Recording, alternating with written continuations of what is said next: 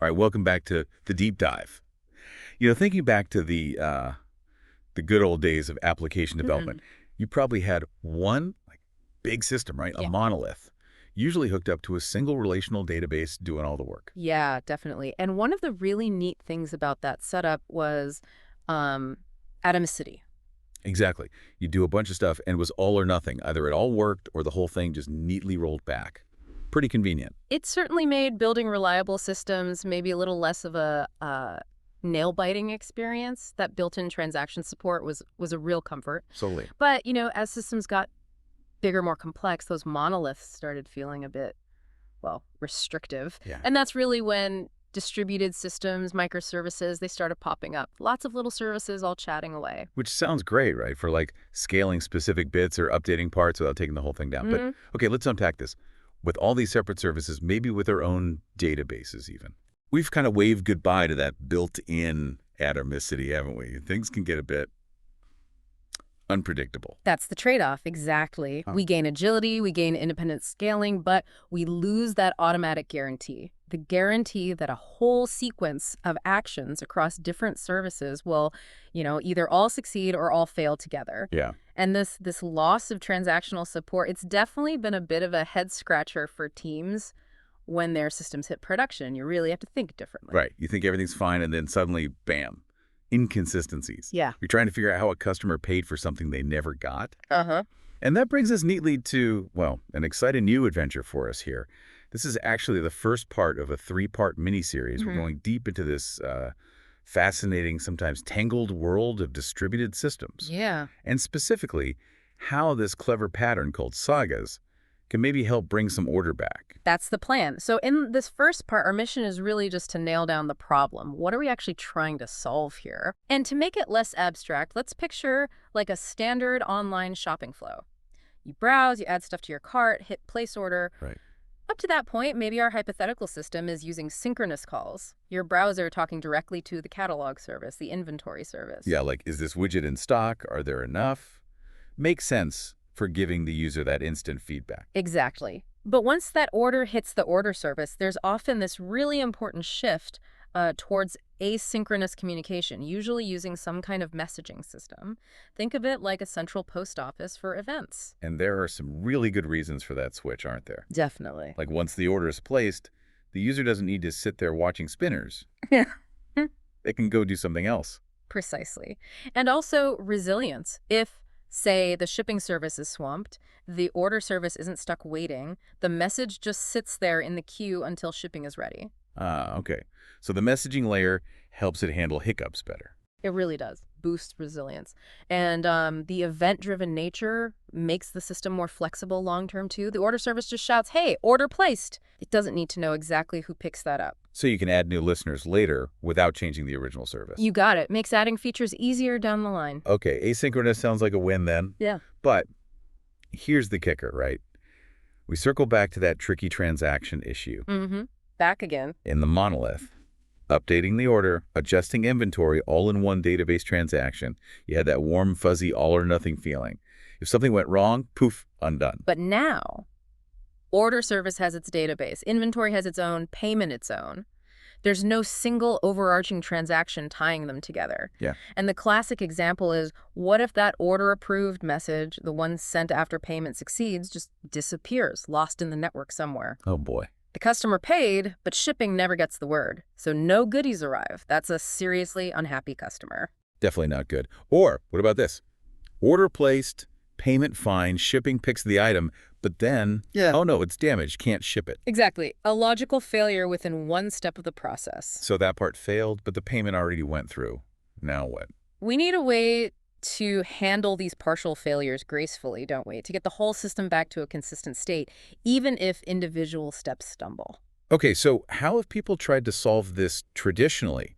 I think I've heard of something called two-phase commit, 2PC. Yeah, that's one of the, let's say, more traditional attempts, 2PC. The basic idea is trying to, reserve resources first. Like putting a temporary hold. Kind of, in all the different services involved before you actually finalize the whole operation. You have a central coordinator managing it. A coordinator, okay.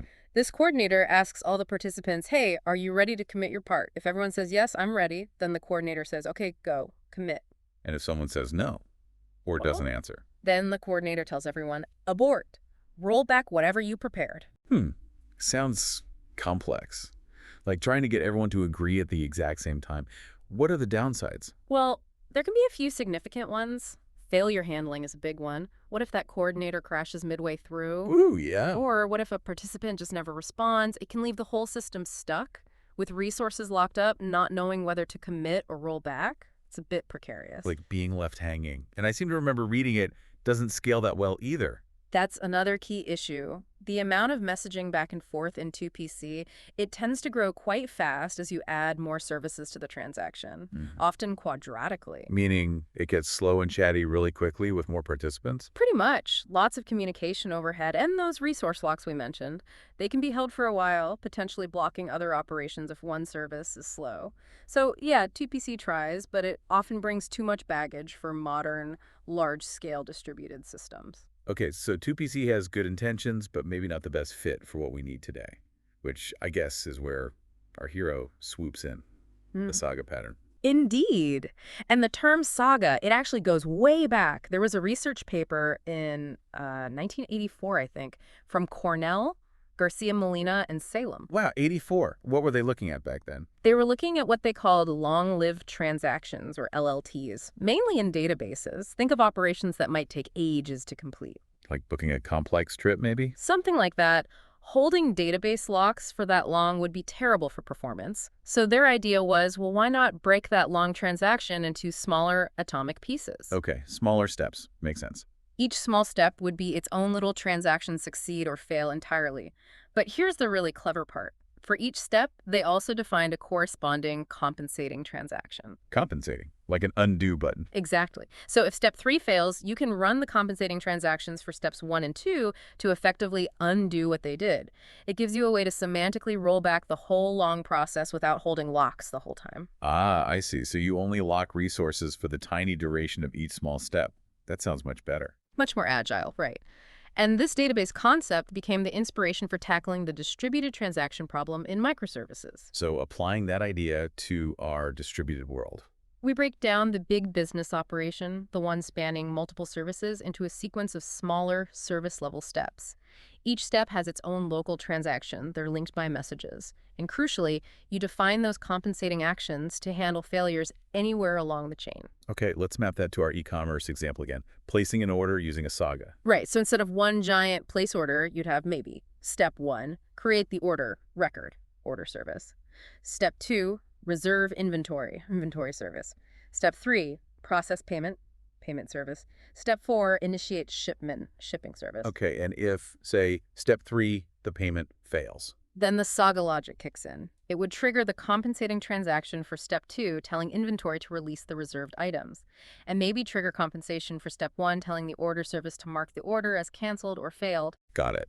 So the goal is always to get back to a consistent state, even if that means undoing earlier successes. That's the core idea. Now, there are two main ways people actually implement these sagas. The patterns are called choreography and orchestration. Ooh, choreography and orchestration. Sounds like we need dancing shoes. Are they like different ways to manage the flow between services? You could definitely think of it like that. With choreography, it's more decentralized. Services publish events, and other services listen and react. Order-placed event happens, inventory listens, reserves stock, publishes stock reserved, payment listens, charges card, publishes payment approved, and so on. Each service knows what event to listen for and what to do next. So they kind of coordinate among themselves through messages. What about orchestration? Orchestration uses a central controller. Think of it like a conductor, often called a Saga execution coordinator or orchestrator. This controller explicitly tells each service what to do and when. Order service, create the order. Okay, done. Inventory service, reserve stock. Okay, done. Payment service, take payment. It manages the whole flow and tracks the state. Okay, interesting. Two distinct approaches. So just to recap where we are, we've seen the challenge.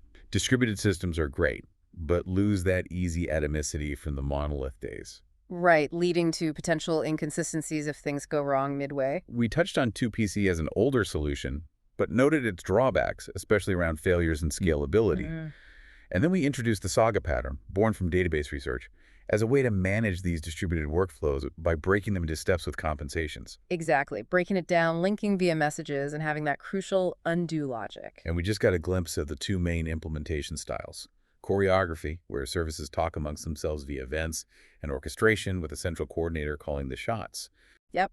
That sets the stage really well. We understand the why and the basic what of sagas now. And this foundation is perfect because next time, in the second part of our mini-series, we're really going to get into the nitty-gritty, aren't we? Absolutely. We're going to roll up our sleeves and look specifically at implementing the orchestrated saga pattern using a pretty powerful tool. AWS step functions. We'll see how it actually works in practice. Awesome. Definitely don't want to miss that next deep dive where we get practical. For sure. In the meantime, do check out the description for this deep dive. We'll put links to more info there. And hey, if you want more insights like this on software architecture, remember to subscribe. It's completely free to our Architecture Corner newsletter. Great stuff. Until our next deep dive, keep exploring.